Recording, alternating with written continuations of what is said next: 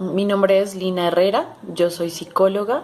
En este momento estoy vinculada al Liceo de la Universidad de Nariño, que es la institución educativa a cargo de la Universidad de Nariño, universidad pública del departamento de Nariño y de la ciudad de Pasto. En esta institución mi cargo es de docente orientadora u orientadora escolar.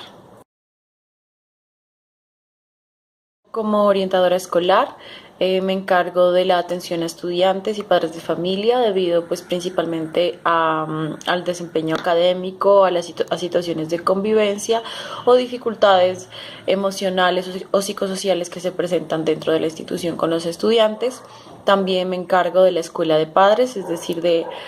alguna manera de la formación y reflexión permanente a los padres de familia en torno a diferentes dinámicas del desarrollo de los niños y de los jóvenes y del restaurante escolar. Los aprendizajes están ligados con las diferencias de cada individuo o cada estudiante en el aprender. Esto está ligado a su ritmo de aprendizaje, a su motivación, a tal vez la estimulación que recibe frente a ciertos tipos de conocimientos y finalmente se relaciona con las estrategias de los docentes en el aprendizaje. Es decir, para mí las dificultades de aprendizaje están interrelacionadas con el que aprende y con el que enseña. Dificultades de aprendizaje en el leer, entender, hablar, escribir, comprender, asimilar se vuelven permanentes y traen grandes dificultades en el desarrollo escolar. Podríamos estar hablando de problemas de aprendizaje, de trastornos de aprendizaje o quizá de una situación de discapacidad pues que hace imprescindible la valoración por profesionales pertinentes. De una persona con problemas o dificultades de aprendizaje es muy variada, pero podría decir que la principal es que no se adapta de manera normal, entre comillas, frente al contexto escolar. Es difícil para él aprender, comprender y quizá aprender de forma permanente algunos contenidos, lo que nos lleva a tener un bajo desempeño académico especialmente y usualmente digamos que es la primera alarma para empezar a evaluar qué es lo que está pasando. Presenta que estudiantes con dificultades de aprendizaje no solamente debe concebirse digamos como una dificultad intrínseca, sino que está relacionado tal vez con la motivación, con algunas situaciones familiares, con algunas tal vez diferencias pedagógicas que es necesario tener en cuenta para hacer este primer paso de identificar cuáles son los factores que inciden en las dificultades de aprendizaje.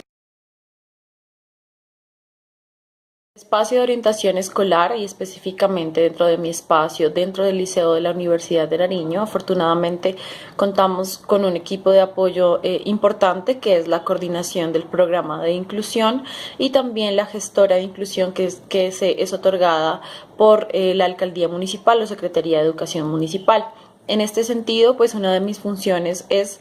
identificar cuáles son los factores que inciden en los estudiantes, sobre todo si tienen un bajo desempeño académico. Entonces, diría yo que soy una interlocutora, una mediadora frente a la situación, por ejemplo, de evaluar si a nivel familiar hay aspectos que deben mejorarse, si el estudiante debe mejorar hábitos de estudio o si estamos hablando de dificultades permanentes, se hace el proceso de remisión a la gestora de inclusión para que ella haga una valoración psicopedagógica y en otras ocasiones se remiten los casos, ya sea a psicología, a neuropsiquiatría o a medicina general para que se haga una valoración y se pueda mediar entre el entorno escolar, el entorno familiar y también el desarrollo integral del estudiante. Se hacen algunas intervenciones grupales, sobre todo alrededor de métodos, hábitos de estudio u otras dinámicas que puedan mejorar el ambiente escolar y también el aprendizaje de los contenidos. Entonces, para evaluar el aprendizaje, pues el principal es la entrevista, también la comunicación constante con los docentes, quienes pues están quizá de una forma más cercana con los mismos estudiantes y pueden dar alguna opinión frente al aprendizaje y finalmente se evalúa también a través de la valoración psicopedagógica y la articulación con las instituciones externas. De intervención, de acuerdo a mis funciones, pues clarifico que yo no hago ningún tipo de abordaje clínico, sino de orientación, y precisamente el primer principio es para mí entender que el estudiante es diferente y por tanto aprenderá diferente, que hay un contexto social, económico, familiar que influye en su aprendizaje, al igual que la relación que tiene con sus compañeros, y se empieza a reconocer, digamos, estas diferencias en los estudiantes que se pueden atender de acuerdo, digamos, a la demanda, o cada periodo académico se remiten estudiantes específicos. Y también entender que la importancia de la articulación que se ha venido hablando, es decir, de que cada profesional con su pertinencia haga su evaluación, su recomendación, y esto se pueda socializar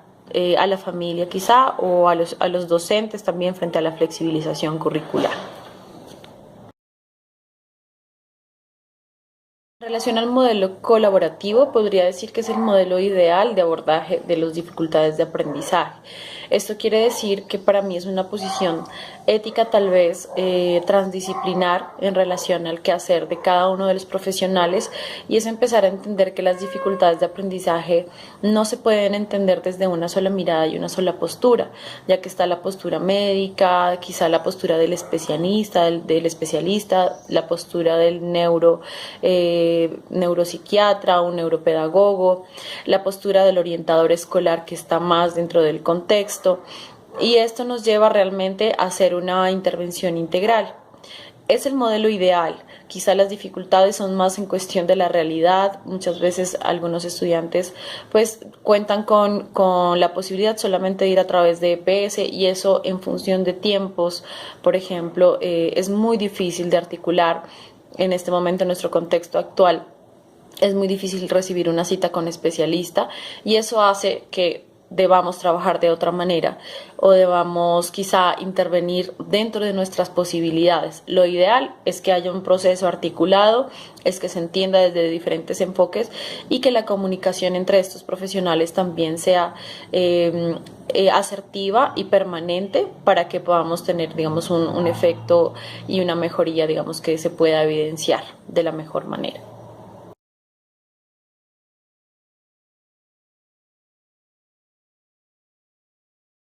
Experiencia en orientación escolar, no es muy común el trabajo del fonoaudiólogo, es más común el trabajo en articulación con el neuropedagogo o con el neuropsiquiatra, y también incluso con un profesional de psiquiatría en el caso de algunos tipos de trastornos, pero no es muy común el trabajo desde fonoaudiología. Entonces sería interesante conocer la experiencia frente a qué nos puede decir un fonoaudiólogo, que estoy segura que es muy importante, que se entiende, pues yo diría que hay un trabajo a través de la atención, de la escucha, del habla, que debe ser, porque es un profesional que está formado para eso. Bueno, frente al uso de estrategias en las dificultades de aprendizaje, me parece que es fundamental pues el uso de cualquier medio. Por ejemplo, los medios tecnológicos funcionan mucho, los medios visuales, pero eso depende pues de la dificultad como tal que tenga cada estudiante. Y podría decir que un papel fundamental, y que algo que se debe trabajar permanentemente, es la vinculación de la familia frente al abordaje de las dificultades de aprendizaje. Hacer entender que hay un recorrido del aprendizaje, que es posible el aprendizaje, y que no todos tenemos que aprender de la misma manera. Me parece que sí hay una interrelación entre los profesionales, entre el contexto escolar y entre la familia, así como la motivación en el estudiante frente a preguntarse, frente a su propio aprendizaje y motivarse, nos dará mejores resultados de estas estrategias.